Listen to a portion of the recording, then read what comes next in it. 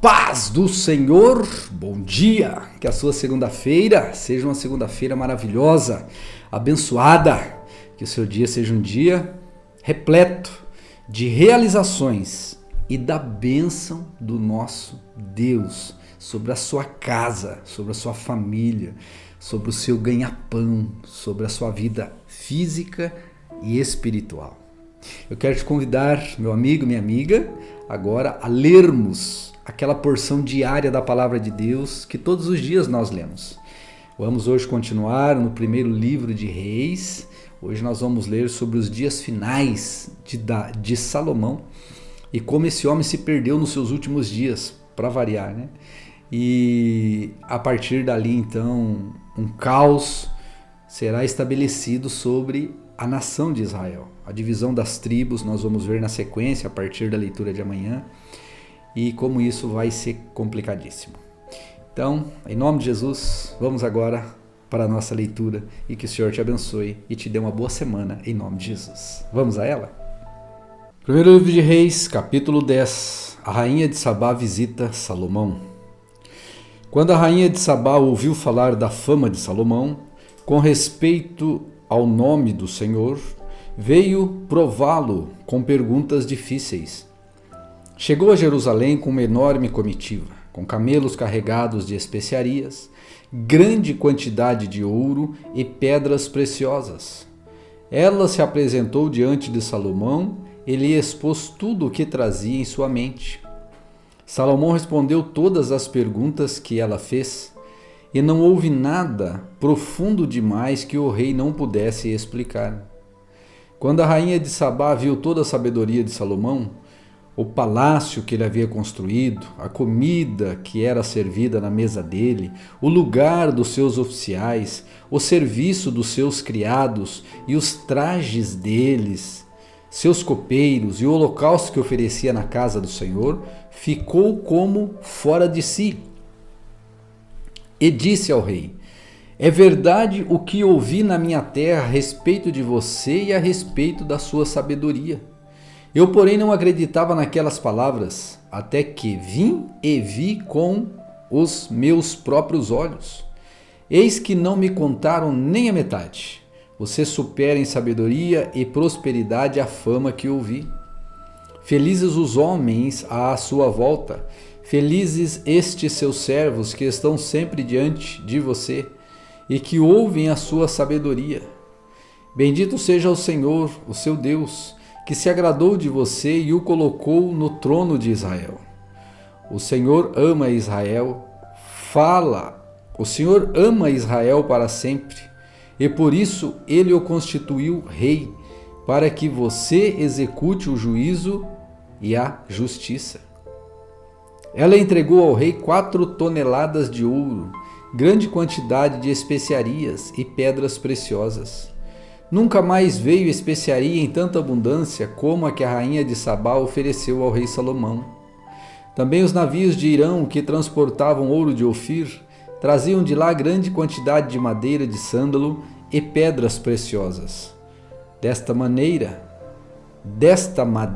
de sândalo, o rei mandou fazer corrimões para a casa do Senhor e para o palácio real, bem como harpas e liras para os cantores. Tal madeira nunca se havia trazido para ali, nem se viu mais semelhante madeira até o dia de hoje. O rei Salomão deu à rainha de Sabá tudo o que ela quis e pediu, além de tudo o que o rei lhe deu por sua generosidade real. Então ela voltou e foi para a sua terra, ela e os seus servos. O peso do ouro que se trazia a Salomão a cada ano era de cerca de 23 toneladas, além do que entrava dos vendedores e dos negociantes, de todos os reis da Arábia e dos governadores da terra.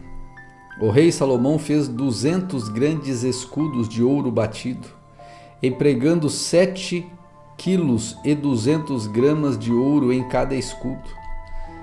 Fez também 300 escudos menores de ouro batido, empregando 1,8 kg de ouro em cada escudo. E o rei os pôs na casa do bosque do Líbano. O rei também fez um grande trono de marfim e o cobriu de ouro puríssimo. O trono tinha 6 degraus, e o encosto do trono ao alto era redondo. De ambos os lados do assento havia um braço, e a figura de um leão junto a cada um dos braços. 12 leões estavam ali sobre os 6 degraus, um de cada extremo destes. Nunca se havia feito obra semelhante em nenhum outro reino. Todas as taças que o rei Salomão usava para beber eram de ouro, e também de ouro puro eram todos os objetos da casa do bosque do Líbano. Não havia nada de prata, porque nos dias de Salomão não se dava nenhum valor a ela, porque o rei tinha no mar uma frota de Tarsis, junto com os navios de Irão. De 3 em 3 anos, a frota voltava de Tarsis, trazendo ouro, prata, marfim, bujos e pavões. Assim o rei Salomão excedeu a todos os reis do mundo, tanto em riqueza como em sabedoria. Todo o mundo queria ver Salomão para ouvir a sabedoria que Deus tinha dado a este e colocado no coração dele. Cada um trazia o seu presente, objetos de prata e de ouro, roupas, armaduras, especiarias, cavalos e mulas. E foi assim ano após ano. Salomão ajuntou carros de guerra e cavaleiros. Tinha 1.400 carros de guerra e 12.000 cavaleiros, que espalhou pelas cidades onde mantinham os carros, deixando uma parte junto ao rei em Jerusalém. O rei fez com que, em Jerusalém, a prata fosse tão comum como as pedras, e os cedros fossem tão numerosos como os sicômoros que estão na Cefelá. Os cavalos de Salomão vinham do Egito e da Cilícia, e comerciantes do rei os importavam da Cilícia por certo preço.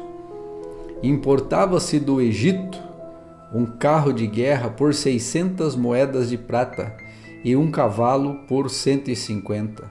Nas mesmas condições, as caravanas traziam e os exportavam para todos os reis dos heteus e para os reis da Síria.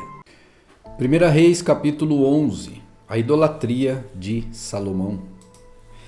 Além da filha de Faraó, Salomão amou muitas mulheres estrangeiras, moabitas, amonitas, edomitas, sidônias, etéias, mulheres das nações que o Senhor tinha dito aos filhos de Israel: não casem com elas, nem casem elas com vocês, pois perverteriam o coração de vocês para seguirem os seus deuses.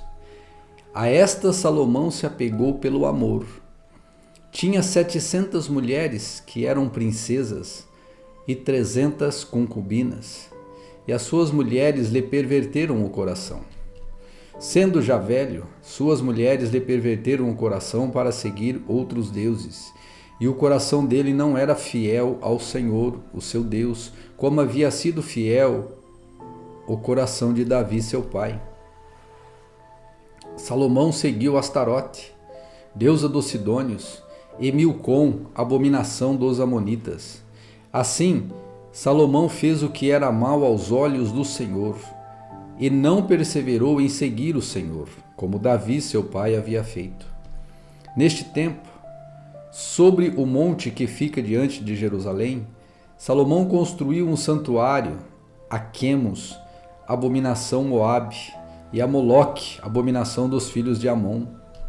Assim fez para todas as suas mulheres estrangeiras, as quais queimavam incenso e ofereciam sacrifícios aos seus deuses. O Senhor se indignou contra Salomão, por ter desviado o seu coração do Senhor, o Deus de Israel, que lhe havia aparecido 2 vezes e ordenado que não seguisse outros deuses. Ele, porém, não guardou o que o Senhor lhe havia ordenado.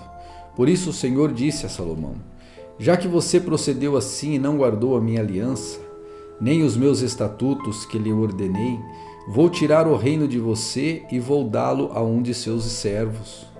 No entanto, por amor a Davi, seu pai, não farei isso enquanto você estiver vivo, mas durante o reinado de seu filho. Todavia não tirarei o reino todo.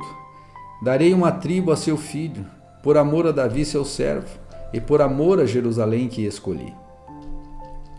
O Senhor levantou um adversário contra Salomão, a saber, Hadade, o Edomita, que era da linhagem real de Edom. Porque quando Davi esteve em Edom, Joabe, o comandante do exército, que tinha ido sepultar os mortos, matou todos os homens de Edom. Porque Joabe ficou ali 6 meses, com todo Israel, até que eliminou todos os homens de Edom. Porém Hadade fugiu para o Egito, na companhia de alguns homens edomitas, dos servos de seu pai. Na ocasião, Hadade era muito jovem. Partiram de Midian e foram até Parã, de onde levaram consigo alguns homens e chegaram ao Egito. A Faraó, rei do Egito, que deu a Hadade uma casa, ele prometeu sustento e lhe deu terras. Hadade encontrou favor aos olhos de Faraó, tanto que esse lhe deu por sua mulher a irmã de sua própria mulher, a irmã de Táfnis, a rainha. A irmã de Táfnis deu-lhe à luz seu filho, Genubate, que foi criado por Táfnis na casa de Faraó, onde Genubate ficou entre os filhos de Faraó. Quando Hadade soube no Egito que Davi tinha morrido e que Joabe, o comandante do exército, estava morto, disse a Faraó: "Deixe-me voltar para minha terra." Então Faraó lhe perguntou: "Mas o que lhe falta comigo, para que você queira voltar para a sua casa e para a sua terra?" Hadade respondeu: "Não me falta nada, mas deixe-me ir." Deus levantou mais um adversário contra Salomão, a saber, Rezon, filho de Eliada, que havia fugido do seu senhor Adadazer, rei de Zobá. Ele ajuntou homens e se fez chefe de um bando. Depois do morticínio feito por Davi, eles se foram para Damasco, onde habitaram e fizeram de Rezon o seu rei. Esse foi adversário de Israel durante toda a vida de Salomão. Ele fez mal, como Hadade havia feito. Rezon detestava Israel e reinava sobre a Síria. Jeroboão,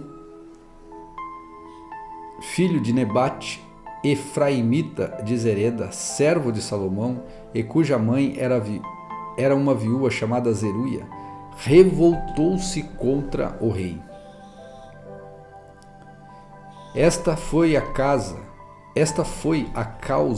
porque levantou a sua mão contra o rei. Salomão estava edificando Milo e reparando as brechas da cidade de seu pai Davi. Jeroboão era um homem valente e capaz. Quando Salomão viu que ele era um jovem que fazia bem o seu trabalho, ele o encarregou de todos os trabalhadores forçados da casa de José.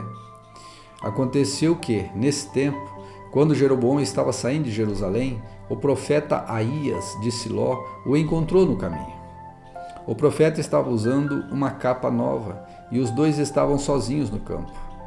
Aías pegou a capa que estava usando, rasgou-a em 12 pedaços e disse a Jeroboão: "Pegue 10 pedaços, porque assim diz o Senhor, o Deus de Israel: Eis que rasgarei o reino das mãos de Salomão, e a você darei 10 tribos. Porém ele terá uma tribo por amor a Davi, meu servo, e por amor a Jerusalém, a cidade que escolhi por todas as tribos de Israel. Porque Salomão me abandonou e se inclinou diante de Astarotes, deusa dos Sidônios, diante de Quemos, deus de Moabe, diante de Milcom, deus dos filhos de Amon. Ele não andou nos meus caminhos para fazer o que é reto aos meus olhos, a saber, para guardar os meus estatutos e os meus juízos, como fez Davi seu pai. Porém não